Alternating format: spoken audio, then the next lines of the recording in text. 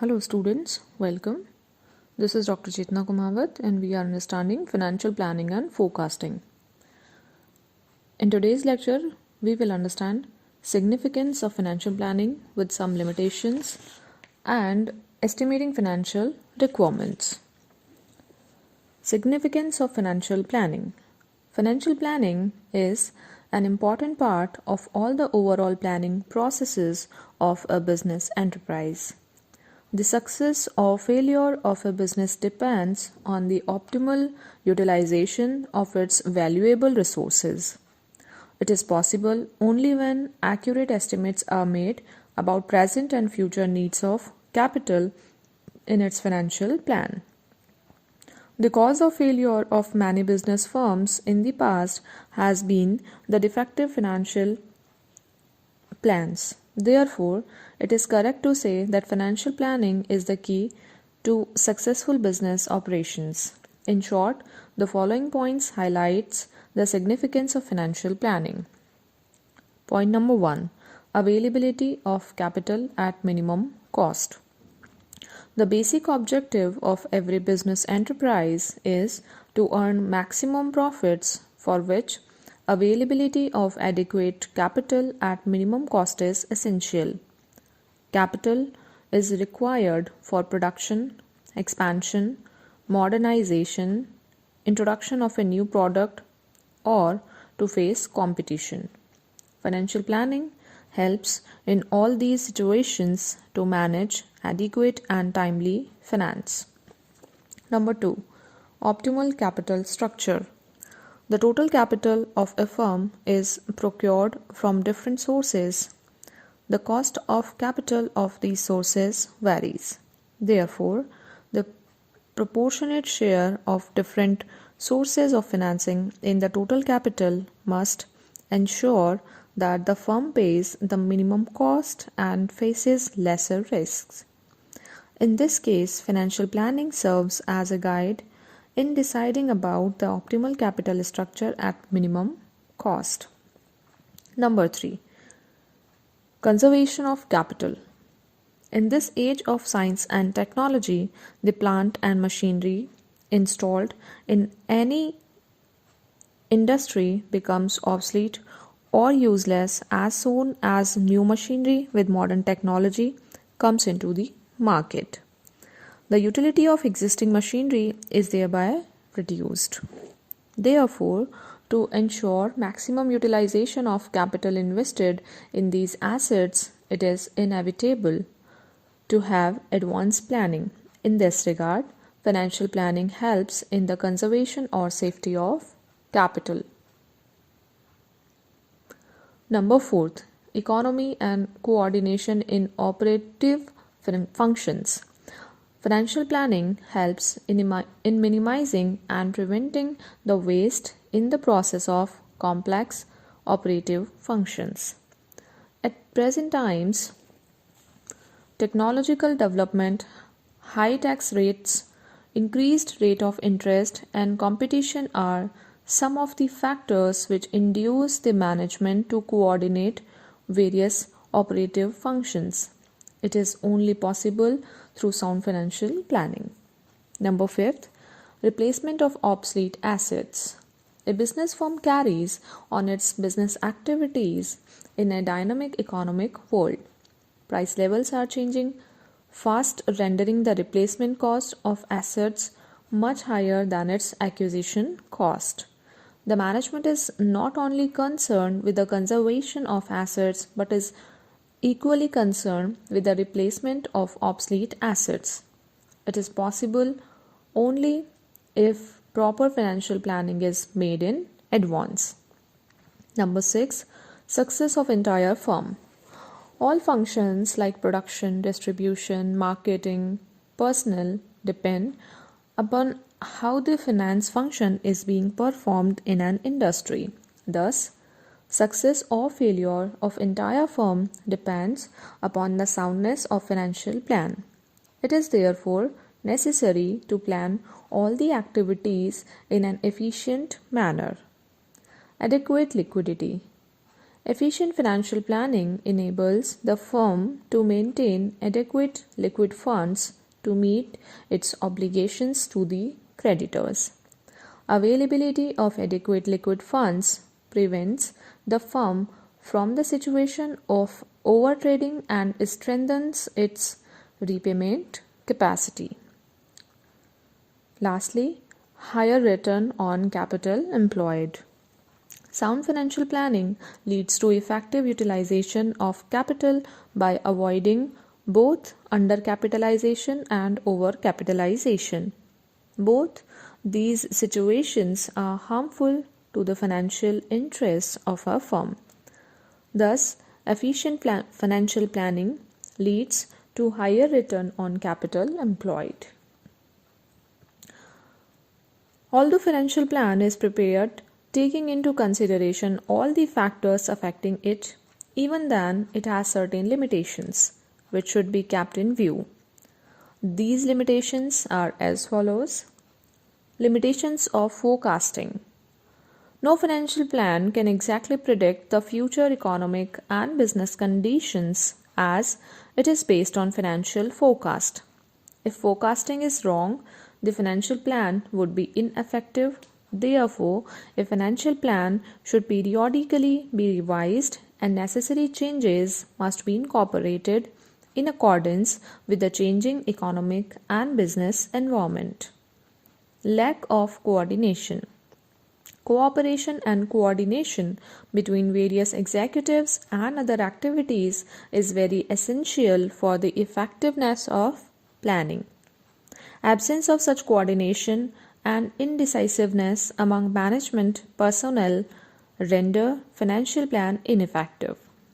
In order to obviate poor coordination and indecision, it is necessary that management should avoid complex organization structures, systematize objectives, policies, and procedures, and develop well-designed communication process. It is also necessary to impart training to executives in respect of principles of administration and management. Rigidity. Usually in practice, the management adopts an attitude of rigidity about financial plan. He is reluctant to think of alternative plans in the light of changed economic and business conditions. It may, because of heavy investment and commitments in capital projects, arrangements for acquisition of raw materials, and equipments made in advance that cannot easily be changed. Moreover, the management personnel are not prepared psychologically to make any changes in the financial plan prepared by them. Estimating financial requirements. Every business firm requires funds for investment in various assets, so that it is essential to estimate accurately the capital requirements of a firm. Correct determination of capital requirements is also essential to arrive at fair capitalization and to avoid the problems of overcapitalization and undercapitalization. Operations of a business are carried out through the development of these funds in various types of assets. Generally, these assets fall into three categories, that is, fixed assets, current assets, and intangible assets. Let's understand one by one. Fixed assets. Funds are required to purchase fixed assets such as land and building, plant and machinery, furniture and fixtures.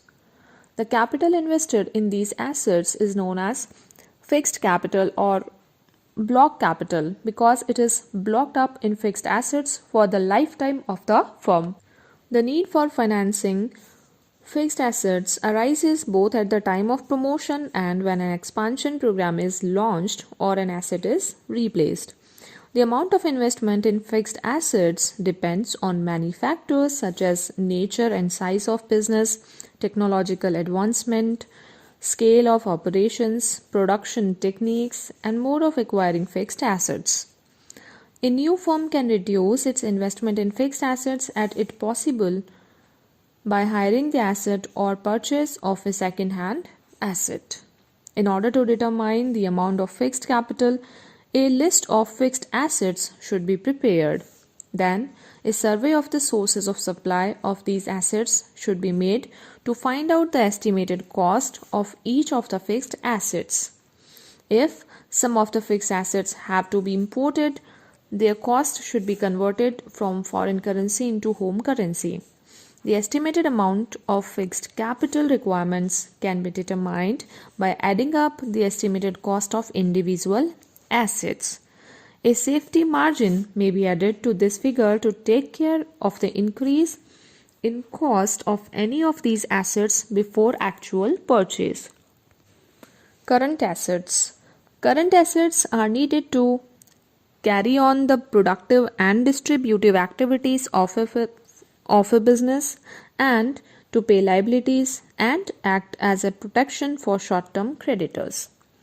The capital invested in current assets such as the stock of materials and finished goods, debtors and bills receivables, marketable securities and cash or bank balance for meeting day-to-day expenses is known as working capital or current capital. The amount of working capital differs from industry to industry. How much amount of working capital will be required for a business depends on many factors such as nature and size of business, processing time, terms of purchase and sale, managerial policies, and so on. All these factors affecting working capital and methods of estimation of working capital requirements are discussed in detail in the chapter Management of Working Capital. The amount invested in total current assets in the business may be obtained partially from temporary sources, but the great part of it should be permanently provided for through the sale of stock or long-term bonds. The permanent financial requirements for current assets can be determined taking into consideration the level of production and changes taking place over an operation cycle. Lastly, intangible assets.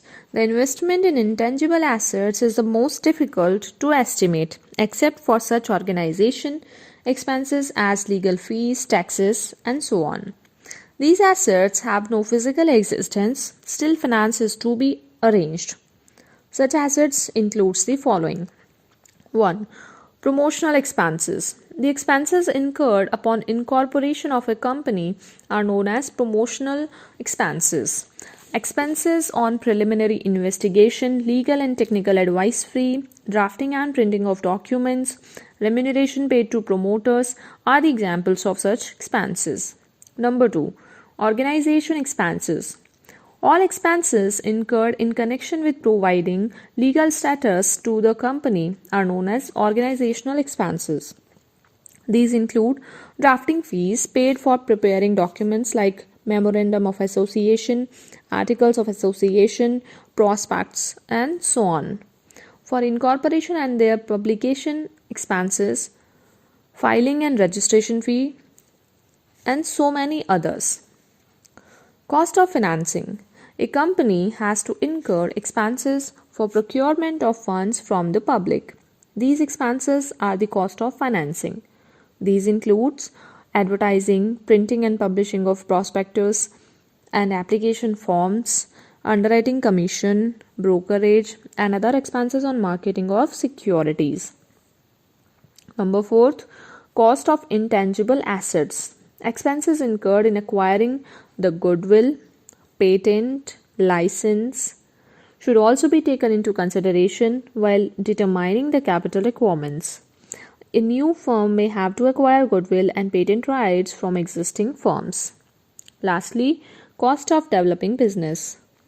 Often a large company takes some time before it starts generating profits. The operating losses to reach the break-even point are the cost of developing the business. Such costs should be taken into consideration while estimating the capital requirements of a company.